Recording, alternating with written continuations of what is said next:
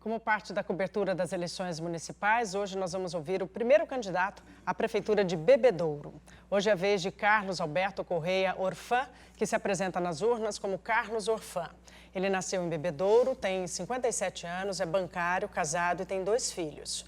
Foi vereador por 2 mandatos consecutivos, de 2001 a 2008. Disputa a vaga pelo PT e tem como vice a estudante Marisa Moraes, de 20 anos, também do PT. Boa noite, candidato. Seja bem-vindo. Boa noite.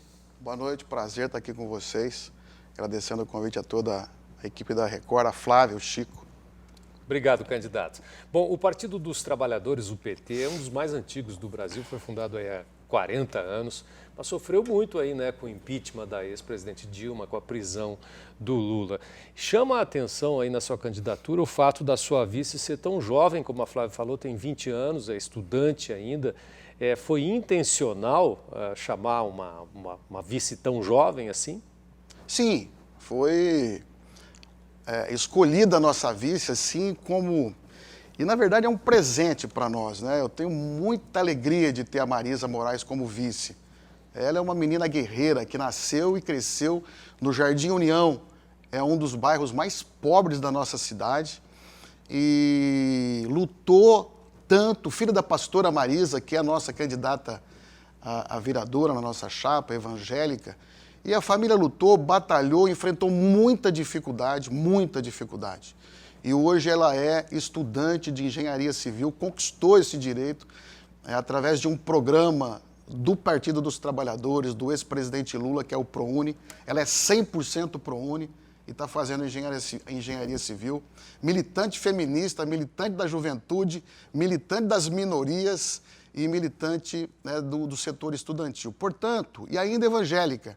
Portanto, é uma candidatura, é uma candidata a vice que nos ajuda muito a fazer o diálogo com esses setores e apresenta para nós a demanda da juventude e da mulher de uma maneira muito forte, positiva. Candidato, falando ainda um pouquinho do PT, Davi Pérez Aguiar foi o único e o último prefeito do PT, né, que assumiu a prefeitura de Bebedouro. Isso foi em 2004, terminou o mandato dele. 2004. São 16 anos aí de um jejum, né?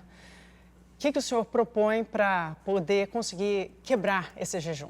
Olha, nós temos propostas inovadoras, né, ousadas na cidade, mas nós achamos que não pode ficar na mesmice e a pandemia tem mostrado para nós que é preciso estender a mão, que é preciso acolhimento. Nós estamos vivendo um momento de esgarçamento social grande. O bolsonarismo tem, infelizmente, gerado desemprego, desgoverno, submissão ao capital internacional e nós queremos trazer para a cidade o máximo possível de acolhimento, geração de trabalho e renda, sobretudo investir na saúde, criando o AME municipal, nos inspirando no AME na cidade de Barretos, e na educação, fortemente, com a questão da inclusão digital. Nós precisamos, assim como está fazendo o prefeito do PSDB, Bruno Covas, na capital.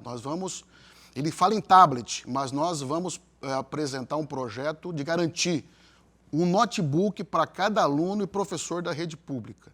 E outros projetos que a gente tem bastante ousados também. Pegando um pouquinho aí da saúde, né? O senhor está dizendo que vai se inspirar em Barretos, né? A gente tem a Fundação Pio XII fazendo uma certa administração ali, público-privada, de várias unidades de saúde, de vários hospitais, também de Barretos. E a gente tem recentemente em Bebedouro o Hospital Regional sendo passado também para a Fundação Pio XII. Barretos, que tem 3 hospitais, um deles o regional, agora nas mãos também da Fundação Pio XII. Eu lhe pergunto, esse tipo de parceria do privado administrando a máquina pública, o PT pretende manter em Bebedouro, expandir ou pretende rever isso? Nós queremos evitar ao máximo, porque nós achamos que quem tem que gerir a coisa pública é o poder público. Parcerias são importantes. Na questão do hospital, Flávia, nós não temos clareza do que vai acontecer na frente, porque a Pio XII, pelo tudo que está posto, ele administra o hospital para Covid-19. E parece que tem um contrato alongado aí de 1 ano para quando inaugurar o hospital estadual. Mas, quero dizer, é um hospital estadual que, portanto, para nós, por enquanto, a gente não tem clareza de qual o papel do município nesse processo. Mas vai ter que ser discutido com o governo do Estado. O que nós pretendemos fazer é investir na qualidade do tratamento na ponta, ou seja, atenção básica em saúde, porque o nosso postinho de saúde... Mas em Barretos, a Pio 12 pegou 5 postos de saúde também para administrar, além dos hospitais que ela administra. Em Barretos, em Bebedouro, perdão, não é a ideia. Não. Nós achamos que é possível, plenamente possível e adequado que o município invista em saúde. Isso é constitucional, é obrigação do município. Nós precisamos contratar médico para pôr no postinho de saúde, porque não tem. Então, nós precisamos colocar nas UBSs um ginecologista, um pediatra e um clínico geral. E na estratégia de saúde da família, precisamos colocar um médico generalista, que é o clínico geral, que faça, inclusive, a visitação às casas, porque essa é a missão do médico de família. E hoje, em Bebedouro, poucas regiões se faz isso. Então, nós precisamos garantir atenção básica, com atendimento e investir no AME municipal, né? O hospital, a gente vai ter que ver como é que vai se comportar o hospital regional para depois trabalhar alguma parceria ou possibilidade. Bebedouro faz parte da DRS de Barretos, que regrediu no Plano São Paulo, a única região, está lá aquele ponto laranja, né, no mapa de São Paulo, né? Na sua avaliação, o que Bebedouro contribuiu para que a região de Barretos retrocedesse? Onde falhou? São 42 mortes, 1.408 casos, né, até agora. O dado que eu tenho é 28. Da cidade, 28. É porque é uma diferença entre mortes que aconteceram somente no município e mortes da regional do entorno de Bebedouro. Tá. Então, num total, são 42 mortes. Tá. Olha, eu acho que dá para dizer que foi até razoável o comportamento na cidade quanto à Covid-19, né? O problema é que nós temos uma política nacional isenta de responsabilidade, né? Que fala para as pessoas sair de casa sem máscara o tempo todo, né? Aconteceu isso. Então, esse crescimento se deu no país inteiro, infelizmente. Talvez em Bebedouro se devesse segurar mais o ímpeto dos comerciantes. O problema é que a pressão foi muito grande e o prefeito acabou cedendo em alguns casos, né? Araraquara, por exemplo, que é governada pelo meu partido, o companheiro Edinho, tem sido exemplo nessa questão da gestão da Covid-19, no país inteiro. Então, acho que algumas falhas ocorreram ali que podiam ser evitadas, principalmente se tomasse como espelho a gestão Edinho em Araraquara. Candidato, vamos falar um pouquinho de dinheiro. Um orçamento a gente deu ali na apresentação da cidade, um orçamento previsto de 317 milhões de reais e uma dívida de 160 milhões de reais, dívida que foi discutida recentemente na Câmara Municipal. Como é que o senhor pretende fatiar esse orçamento que lhe sobra? Não, dá para fazer bastante coisa. Eu já tenho dito onde tenho ido que eu não tenho medo dessa dívida. Aliás, apesar de dizer que é uma irresponsabilidade do prefeito. Nunca a dívida foi tão alta. E ele tem que ser responsabilizado por isso. Mas eu costumo dizer rapidamente para vocês o seguinte: não tenho medo da dívida porque conheço a dívida. Porque eu sei por que ela foi feita, onde ela foi feita, não é? E nós temos condição de sobrar pouco dinheiro. Condição de enfrentá-la, sim. Mas, por exemplo, a dívida se resume basicamente em 4 partes. Precatórios, que são 60 milhões de precatórios, que são basicamente a ação do Hospital Júlia Pinto, lá atrás, que foi indenização. Mas a legislação manda você pagar por mês e tem que pagar.